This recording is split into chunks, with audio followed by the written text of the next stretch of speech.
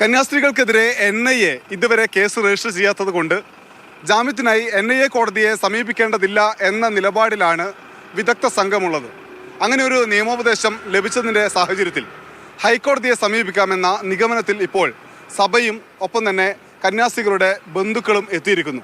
ഉടൻ തന്നെ ഹൈക്കോടതിയെ സമീപിക്കും. ഡൽഹിയിൽ നിന്നുള്ള മുതിർന്ന അഭിഭാഷകൻ ഉൾപ്പെടെയുള്ള അഭിഭാഷക സംഘമാണ് കന്യാസ്ത്രീകൾക്ക് വേണ്ടി ഹൈക്കോടതിയിൽ ജാമ്യ ഹർജിയിൽ വാദിക്കുക. उनको वहाँ वोट चाहिए तो सबसे प्रेम दिखाना है उनको. यहाँ क्रिश्चियन माइनॉरिटी और टारगेट में है, वहाँ माइनॉरिटी से प्रेम है क्योंकि उसको वोट लेना है और उसका भाषा बोल रहे हैं. तो भारतीय जनता पार्टी ये तय कर ले कि केरल इकाई सही बोल रही है कि छत्तीसगढ़ की राज्य सरकार भारतीय जनता पार्टी सरकार सही बोल रही है.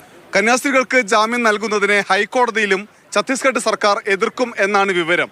എങ്കിലും കൃത്യമായ വിവരങ്ങൾ കോടതിയെ ധരിപ്പിച്ച് ജാമ്യം ലഭ്യമാക്കാമെന്ന പ്രതീക്ഷയാണ് കുടുംബത്തിനും സഭയ്ക്കും ഇപ്പോഴുള്ളത്. ദുർഗിൽ നിന്ന് സ്റ്റീഫൻ മാത്യുവിനൊപ്പം അനൂപ് ദാസ്, മാതൃഭൂമി ന്യൂസ്.